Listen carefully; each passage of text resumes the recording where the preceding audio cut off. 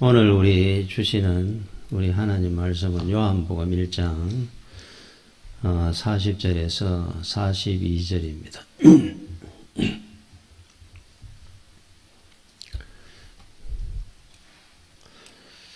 요한의 말을 듣고 예수를 따르는 두 사람 중에 하나는 시몬 베드로의 형제 안드레라.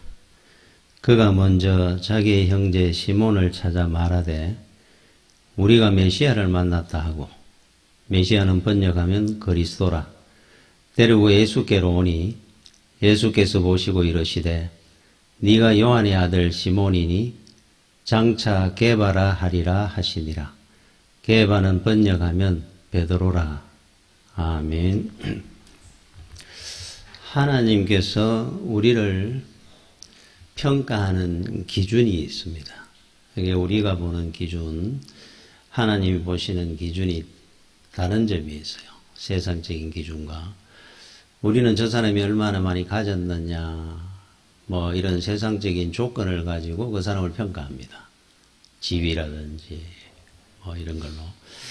그러나 우리 하나님은 그런 면으로 평가하지 않으시죠.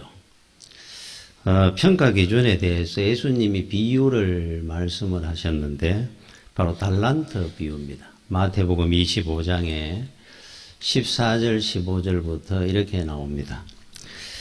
또 어떤 사람이 타국에 갈새 그 종들을 불러 자기 소유를 맡긴가 같으니 각각 그 재능대로 한 사람에게는 금 5달란트를, 한 사람에게는 2달란트를, 한 사람에게는 1달란트를 주고 떠났더니.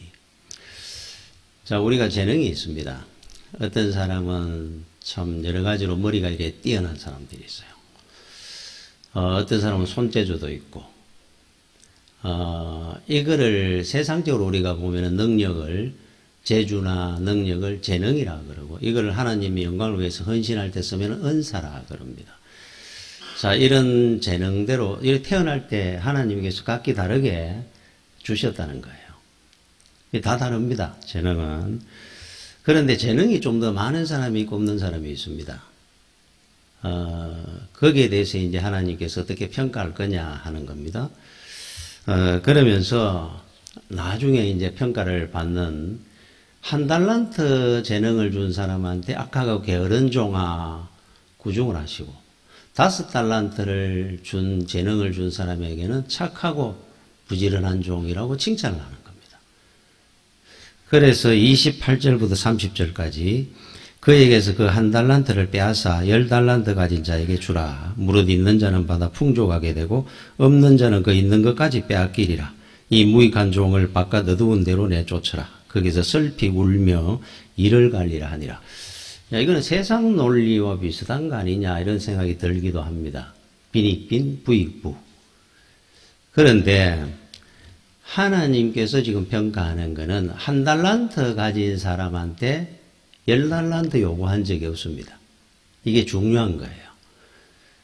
5달란트 받은 사람한테는 10달란트를 가져오도록 했고, 2달란트는 4달란트, 1달란트는 1달란트만 더 남기면 되는 겁니다. 그래서 1달란트 가진 사람이 기죽을 필요도 없고 그 1달란트를 위해서 쓰는 겁니다. 그냥 자기 그 재능을 위해서 잘 쓰면 돼요. 자, 5달란트 재능이 있는 사람들이 있습니다. 그러면 그분들이 열심히 자기 재능을 가지고 많은 일을 할 때 참가해 주는 것만 해도 1달란트입니다. 사실 저는 그렇게 생각을 합니다. 그거를 가지고 저 사람은 재주가 많으니까 나는 재능이 없으니까 못합니다, 뭐 부끄러워하거나 피할 필요도 없는 거예요. 제가 할 수 있는 재능이 있습니다. 그래서 5달란트 받았다고 자랑할 게 뭐 책임감이 더 큽니다. 저는 더 부담스러울 것 같아요. 그런데 1달란트를 부끄러워하거나 기죽을 필요도 없는 것이, 주어진 자는 재능이나 그 재주 은사를 가지고 감사하고 열심히 주를 위해서 성실하게 살면은 칭찬을 받는 겁니다. 천국은 2등도 인정받고 대우받는 나라라 그랬지 않습니까? 그래서 제가 좋아하는 사람이 갈렙입니다. 2등도 인정받는 나라. 그게 천국입니다. 똑같이 1등, 2등 구분을 하는 나라 같으면 천국일 이유가 없습니다. 제가 특별히 이 달란트 비유, 하나님의 평가 기준을 좋아하는 이유가 만약에 반 달란트가 있었다면 저는 반 달란트입니다. 한 달란트도 못 받았을 겁니다. 그래서 제가 가지고 있는 그 마음 중에 제가 새겨놓고 사는 그 말이 있어요.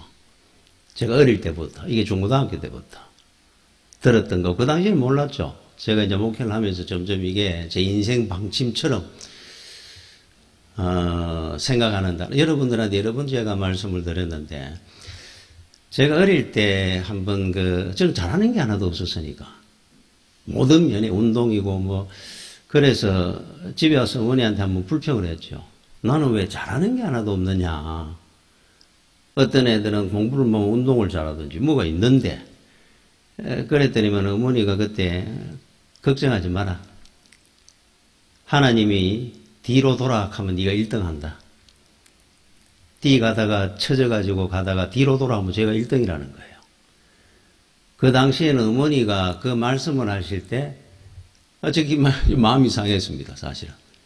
그러니까 세상적으로 네가 꼴등이다 하는 어머니도 인정을 했다는 거잖아요.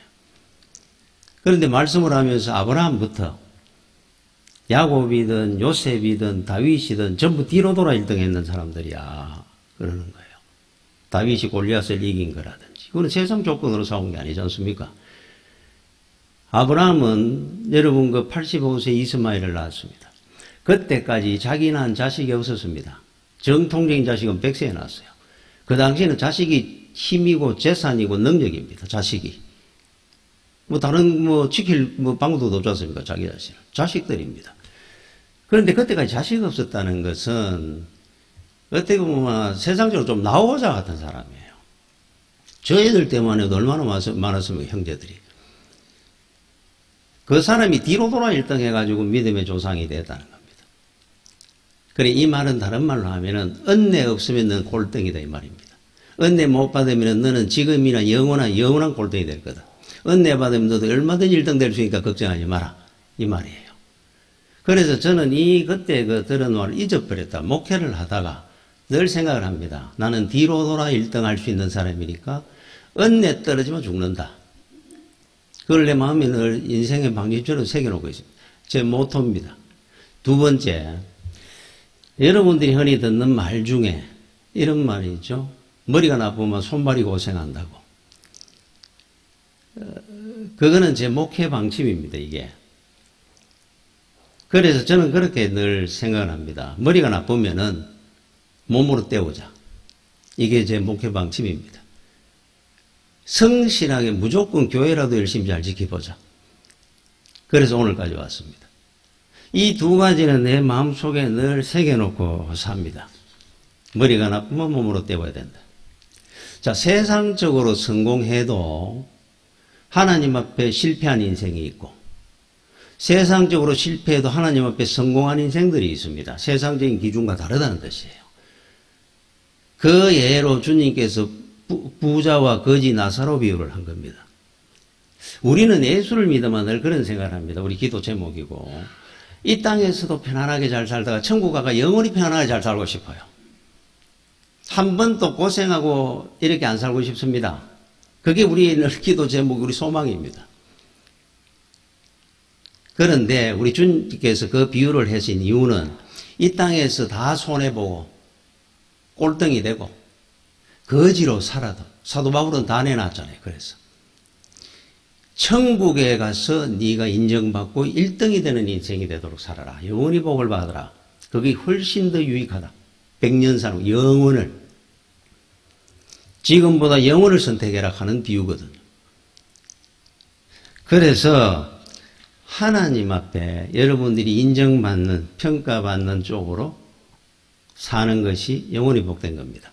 나는 한 달란트도 안 되는 재능을 갖고 하는 일도 없고 참 몸으로는 때우고 그렇다고 해서 하나님이 여러분들을 저를 부끄러워하지 않습니다.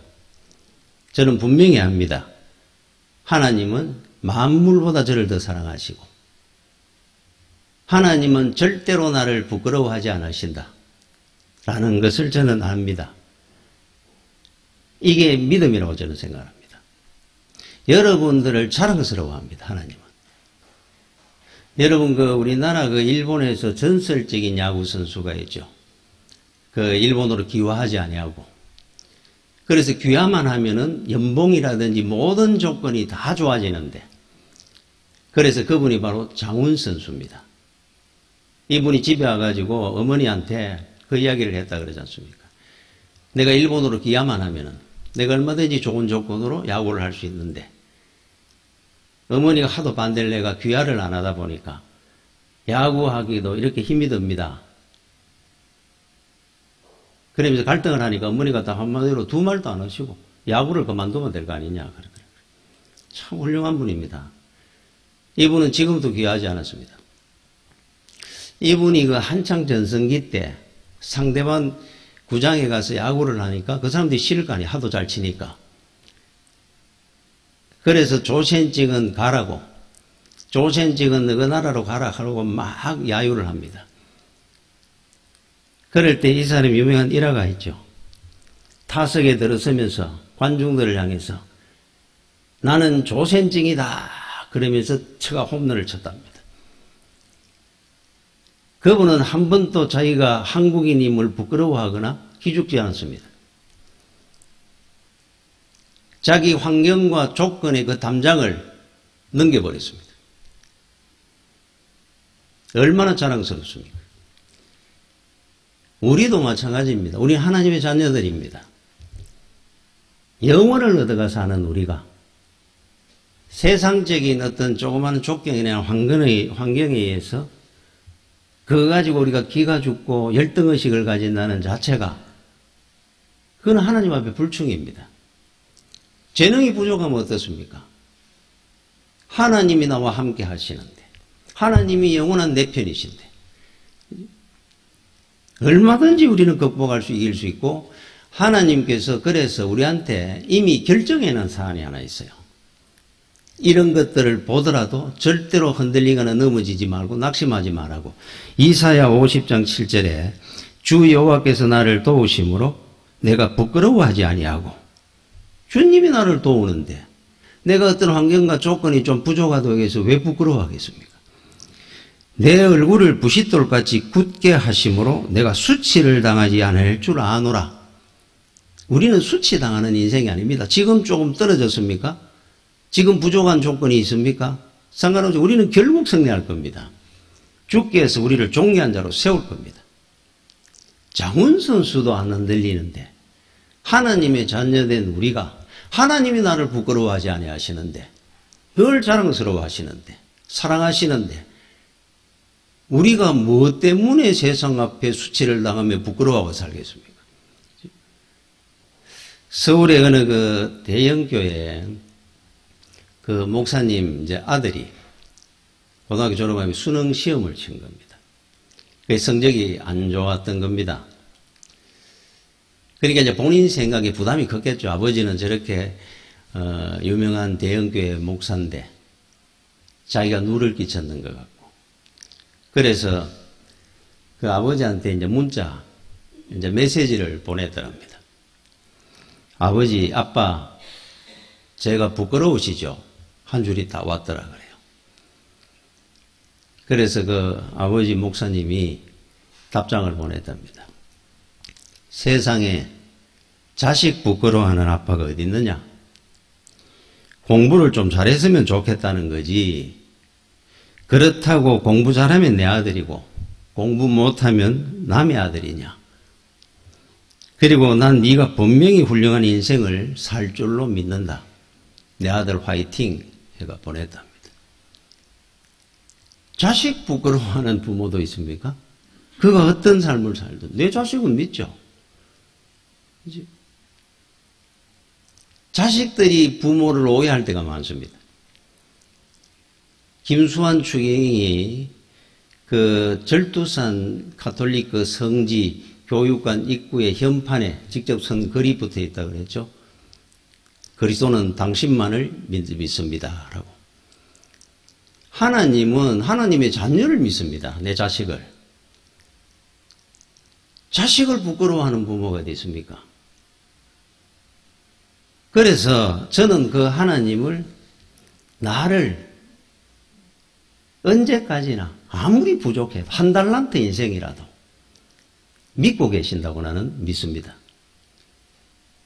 내가 부족해가지고 내가 부끄럽습니다. 한 번씩. 나 같은 사람이 아니고 좀 달란트도 많이 가진 사람이 목회를 해서 얼마나 좋았을까. 그런데도 하나님은 나는 너를 믿는다는 겁니다. 얼마나 감사한 일이겠어요. 최소한의 성실함이라도 그걸 몸으로 때우는 겁니다. 부족하니까. 언젠가는 하나님께서 하나님의 평가 방법으로 평가할 때 악하고 게으른 종이라 평가받지 않기 위해서 착하고 부지런한 종이라고 칭찬드려야 안 되겠습니까? 그게 나의 소망이고 기대입니다. 여러분, 농부들이 여름에는 똑같습니다.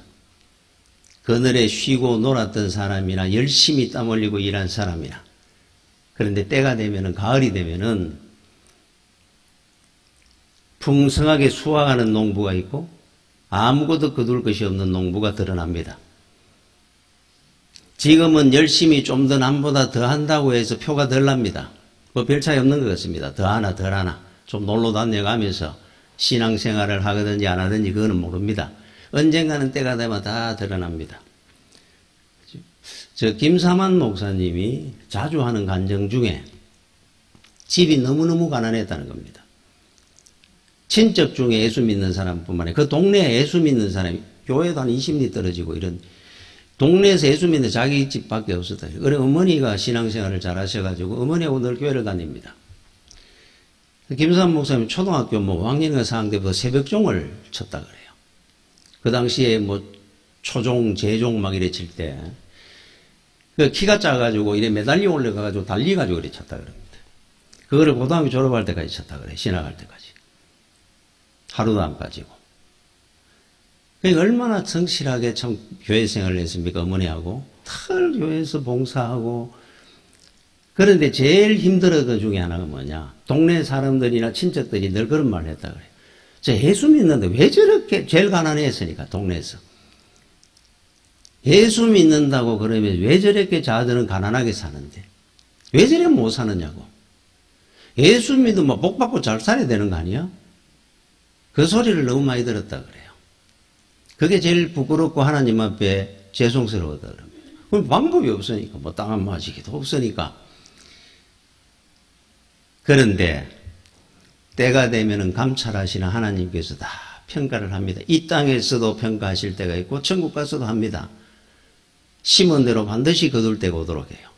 김성한 목사가 된 겁니다. 친척이고 동네 사람들이 줄을 서가지고 도와달라고 찾아온다 그래요.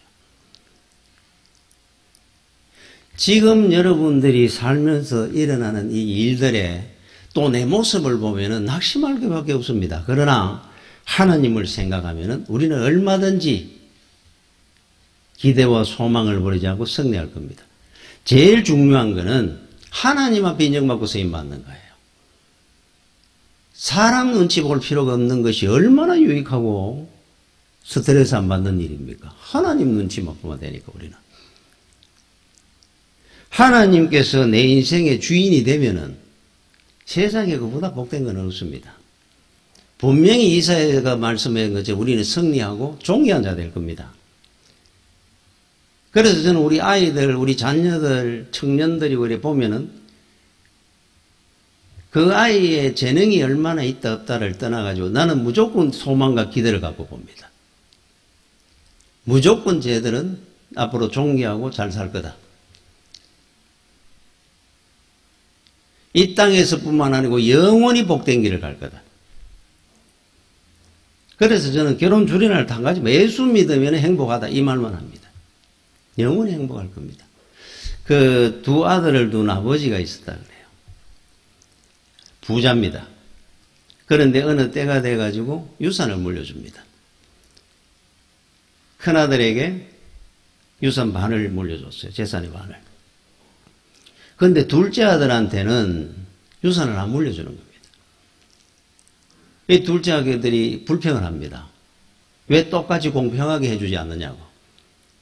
그때 그 아버지가 그 막내를 불러가지고 큰 종이 2장을 주면서 이거를 한 장은 대장장이한테 주고 가서 이 한 장은 그 옆 동네 화가한테 주어라 그래요.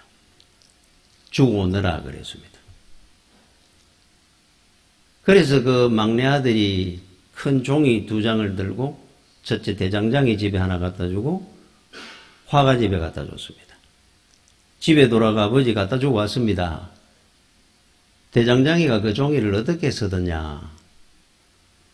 불 뗀다고 그러면서 종이를 둘둘 말아가 불을 붙이가 불쏘시개로 썼습니다. 화가 집에 갖다 준 그 종이는 어떻게 쓰더냐 화가가. 멋진 그림을 그릴 때 그림 그리는 종이로 씁디다. 그래. 같은 종인데 누가 쓰느냐에 따라서 용도가 달라진다. 내가 너한테 재물을 물려줄 수는 있어도 네가 그 재물을 불쏘시개로 써버릴 수도 있고 멋진 네 인생의 작품을 만드는데 귀한 도구로 쓰일 수도 있다. 이거를 아는 날 내가 네한테 재산을 물려주마. 그랬다 그래요. 여러분 같은 종인데도 대장장이었으면 불쏘시개가 되는 겁니다. 여러분 인생의 주인을 여러분이 결정하면 여러분 불쏘시개 인생을 사는 거예요. 여러분들이 홀로 잘 관리할 수 있겠습니까? 마귀의 모략과 계략이 끊임없이 여러분들을 공격할 건데. 마찬가지로 인생이 똑같은 겁니다.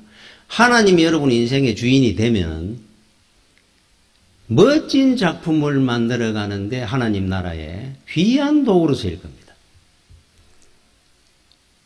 그래서 하나님을 인생의 주인으로 삼고 사는 인생, 하나님 앞에 인정받는 것이 제일 귀합니다.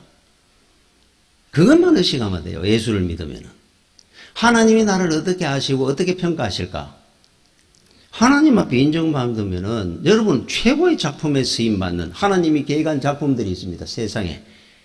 거기에 쓰이는 도구가 되는 겁니다. 그 인생은. 얼마나 존귀하겠습니까?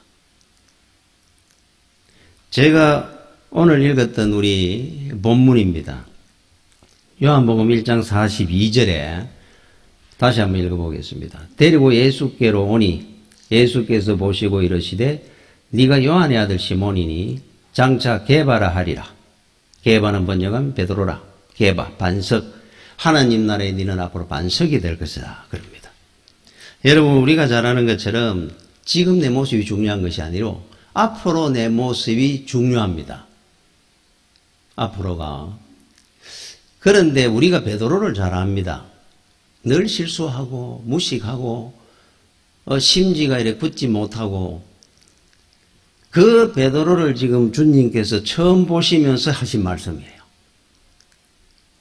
지금은 네가 그렇지만은 그래서 이 본문에 제일 중요한 단어 하나가 나오는데 장차입니다. 장차. 앞으로 미래에 너는 하나님 나라의 반석 같은 존재가 될 것이다. 이제 시작하는데 그 중간에도 수없이 많은 실수를 했지 않습니까? 주님이 십자가 지는 그 순간까지도. 지금은 압니다. 베드로는 반석입니다. 반석. 이건 누구한테 하는 말씀이냐? 우리한테 하는 말입니다. 우리가 베드로입니다. 참 부족한 거 많고 하나님 앞에 패나 끼치는 게 더 많은데도 주님은 우리를 지금도 믿으시고 너는 장차 앞으로 하나님 나라의 반석이 될 것이다. 믿고 있습니다. 저와 여러분들을. 조건이 좋아가지고 그 조건을 보고 하나님께서 결정하지 않습니다. 지금의 내 모습은 부족합니다. 앞으로 그래 될 겁니다. 여러분 그 사사기에 보면 여러 사사들의 기록이 나옵니다. 대부분 보면은 뭐 기도원 같은 경우는 몇 장에 걸쳐 나오고 삼손이나 아니면은 뭐 세 줄 삼갈 같은 사람은 딱 한 줄 나옵니다. 한 줄. 한 줄 나오는데 이 사람이 참 굉장한 사람이에요. 사사기 3장 31절에 예후의 후에는 아나세 아들 삼갈이 있어 소모는 막대기로 블레셋 사람 600명을 죽였고 그도 이스라엘을 구원하였더라. 사사가 된 사람이에요. 그리고 요 딱 한 줄로 끝입니다. 이 사람은. 그런데 딱 한 절 나오는 사람이지만은 하나님 앞에 귀하게 쓰임받았던 사람입니다. 이 사람은 농사꾼입니다, 원래. 목축하고. 그러니까 사람 그 자체가 그냥 평범하고 아주 소심한 사람이고, 그 농기구라든지 그 당시에 뭐 있으면 그거 그냥 관리하고 고치고 뭐 수리해가며 농사 짓고 이런 사람이었어요. 이 사람이 하나님 앞에 선택받은 겁니다. 선택을 받아가지고 하나님을 위해서 일을 하는데 뭐로 했느냐 하니까 자기가 갖고 소 모는 막대기 가지고 하나님 앞에 크게 쓰임받은 사람이에요. 다른 사람은 금송아지 갖고 일할 때 이 사람이 자기가 보니까 나 같은 사람이 할 게 뭐 있습니까? 가진 것도 없고 잘할 줄 아는 것도 없고 사람이 뭐 이렇게 대범하지도 않고 자기 자신을 알 거니까 만약에 이 사람이 그런 마음을 가졌다고 하나님 말씀 순종을 안 했더라면은 아무것도 아닌 존재로 살다 갔겠죠, 그 당시에. 그런데 이 사람이 장점 하나가 뭐냐? 우리 믿음의 조상들의 장점, 아브라함부터 똑같습니다. 다른 거는 잘하는 게 없을지 몰라도 하나님 말씀 순종은 100% 잘하는 사람들입니다, 이 사람들은. 그거 하나 장점이었어요. 그러니까 네 가진 걸 가지고 블레셋 사람들이 600명 같으면 일개 대대병력보다 많습니다. 그 엄청난 숫자들이 오는데 투구와 갑옷을 쓰고 뭐 칼을 들고 뭐 창을 들고 오지 않습니까? 소모는 막대기, 그 막대기로 서가 사람이 그렇게 죽습니까? 600명을 죽였다 그럽니다. 이 소모는 막대기가 하나님이 들었으니까 홍해를 가르기도 하고 작은 돌멩이가 골리앗을 쓰러뜨린 것처럼 능력의 지팡이가 되니까 엄청난 역사가 일어난 겁니다. 있는 거 가지고 우리는 주의 일을 감당하는 거지 성실하게 감사하면서 하나님은 내 없는 걸 요구한 적이 없습니다. 한 달란트 가진 사람 보고 네 11달러가 왜 안 남겼느냐 하는 법이 없습니다. 한 달란트 가진 것만 하면 돼요. 감사하고 성실하면 됩니다. 그래서 지금 내 가진 것을 가지고 부끄러워하나 기죽을 필요도 없고 제가 방금 말했듯이 열심히 성실하게 몸으로 때우는 겁니다. 다른 사람이 1시간 하면 10시간 하면 됩니다. 10시간 하면 20시간 하면 돼요. 다른 방법이 없죠. 그러면 되는 겁니다. 그걸로 평가받으면 돼요. 그래 봐야 뭐 잘할 것도 그래야 본전이니까. 제가 그 기억나는 이야기가 하나 있는데 제가 어릴 때 한 동네 같이 살던 제 위의 형님 친구입니다. 이분이 그 고등학교 들어갈 때 중학교 졸업하고 고등학교 좀 들어갈 때 좋은 고등학교 들어간 것도 아니고 아마 뭐 평범한 이런 정도의 실력이었는데 고등학교를 들어가면 정신을 차렸는지 막 공부를 굉장히 열심히 한 분이 있었어요. 우리 뒷집에 살았는데. 그런데 한 번은 형하고 이야기를 하다가 그런 말을 하더랍니다. 그 당시 우리 모나미 볼펜. 자기 목표가 하나 있는데 모나미 볼펜을 하루에 한 자루씩 내가 딸과 없앨 거다. 그걸 목표로 삼아놨더라 그래요. 모나미 볼펜을 하루에 한 자루씩 따라 없애자. 붙지 않고. 하루 종일부터가 쓰는 겁니다. 외우는 겁니다. 연세대 상대를 들어갔습니다. 대기업의 고위직까지 있다가 은퇴를 했어요. 평생을 그 사람은 그래 사는 사람이에요. 세상 사람도 그래 삽니다. 주님으로부터 받은 우리가 달란트 얼마나 귀합니까? 얼마든지 우리는 할 수 있어요. 미리 다 평가해 버립니다. 그건 세상적인 기준으로 말을 하는 겁니다. 여러분들이 이 믿음만 바꾸면은 핀트를 바꾸면은 앞으로 장차 여러분들이 베드로가 될 겁니다. 여러분 그 요즘은 잘 이제 안 하던데 제가 지금 기억에 한 20, 30년 전에는 이런 냉수 마찰 그러면서 한두 유행한 적이 있었어요. 그 한겨울에 그 찬물로 우리 냉수 마찰을 바깥에서 막 산에서 막 하시는 분들이 있고 그게 몸에 좋다 그래가지고 냉수 마찰을 그때 유행을 한 적이 있는데 그런데 그러다가 곤욕을 치른 분들이 많습니다. 막 독감이 걸리고 막 몸이 더 안 좋아지고 그게 왜 그러냐 하면은 냉수마찰을 원래 내가 해야 되겠다, 겨울에. 그러면은 언제부터 여러분이 준비하고 시작을 해야 되느냐면 봄부터 해야 돼요. 제가 듣기로는. 겨울이 되니까, 이제 냉수마찰 나도 해야지. 큰일 납니다, 그러면은. 체력이나 이런 기초 체력이 안 돼 있는 상태에서 냉수마찰을 할 만한 면역이 없는데, 어느 날 갑자기 냉수마찰 한다 그러면 큰일 나죠. 근데 대부분 그렇게 한 겁니다. 왜냐하면 그때는 잊어버리고 사니까. 뭐 봄이나 여름에는 냉수마찰 안 그래도 냉수로 뭐 샤워하고 하니까 신경을 안 쓰는 겁니다. 근데 원래는 봄부터 찬물로 해야 된다 그래요. 여름에도 하고 가을에도 하고 그러면 겨울이 되면 자연스럽게 그 냉수마찰 한다 그럽니다. 면역력이 생기고. 근데 겨울이 돼가 갑자기 하다 보니까 사고가 나는 거예요. 여러분 믿음도 똑같습니다. 믿음도 기초 체력이 다져져야 최소한의 믿음이 훈련이 돼 있어야 되지. 어느 날 갑자기 우리는 늘 결단했다가 실패하는 이유입니다. 그게. 원래는 성경을 내가 한독 이상 해야지 그러다가 보면 꼭 출애굽기 레위기쯤 되면 그만두게 되고. 이거를 크게 생각하고 멀리 이래 보고 가야 돼요. 주님도 그렇게 기대하고 있습니다. 지금 딱 평가해가지고 1년 안에 네가 안 바뀌면 큰일 나 한 적이 없어요. 장차 베드로가 주님과 늘 붙어 다니도 3년 뒤에 성령의 역사가 일어나면 네 힘으로는 안 되지만 얼마든지 할 수 있어.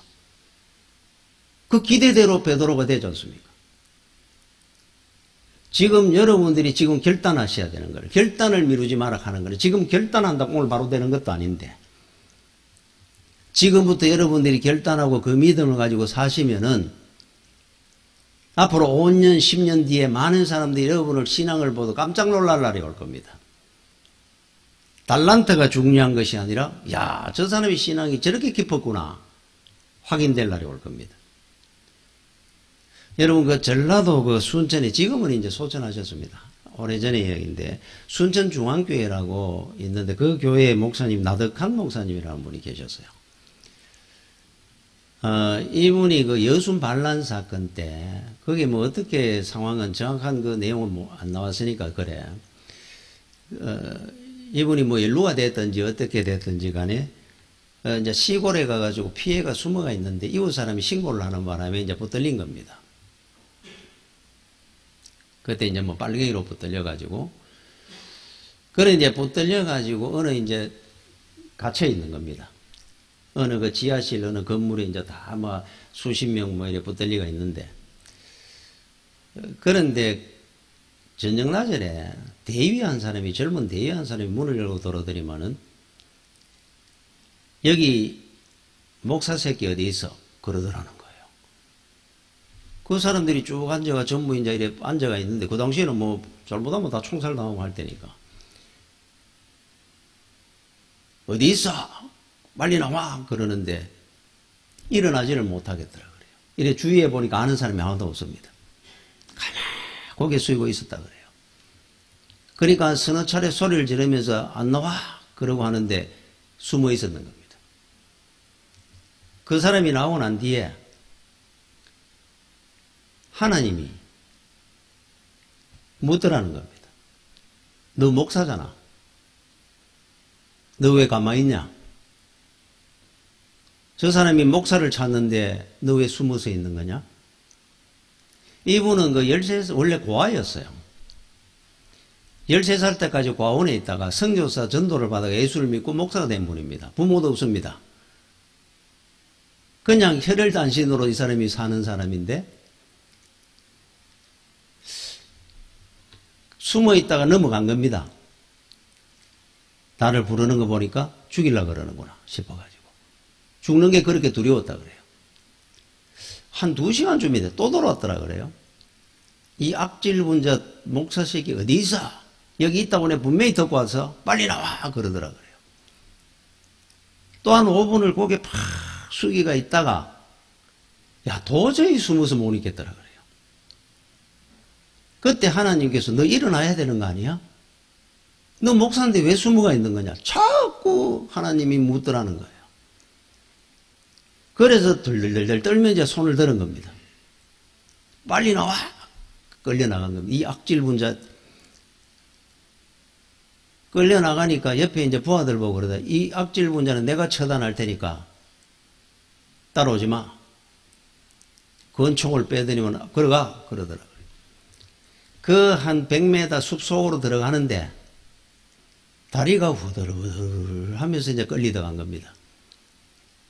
가자마자 돌아 세우면서 그러더라고요. 왜 안 나오셨습니까?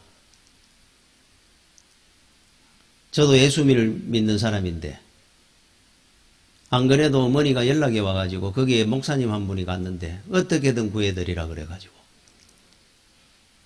제가 그렇게 수소문하고 어느 방에 있는지 찾느라고 고생을 하고 그렇게 찾았는데도 왜 안 나오시고 그러게 있었습니까?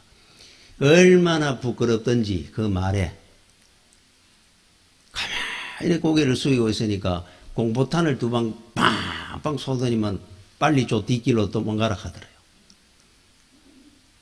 그 길로 이분이 살아나와가지고 정말로 죽는 날까지 이 사람은 순교정신으로 사는 사람이에요.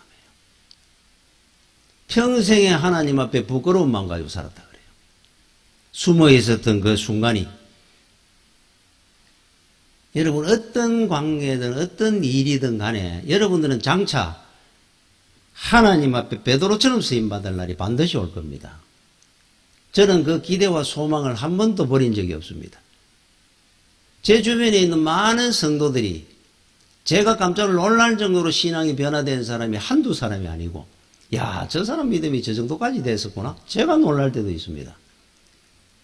앞으로 여러분들이 주님께서 베드로에게 하신 이 말씀을 들을 날이 지금 또 믿고 기대하고 계십니다.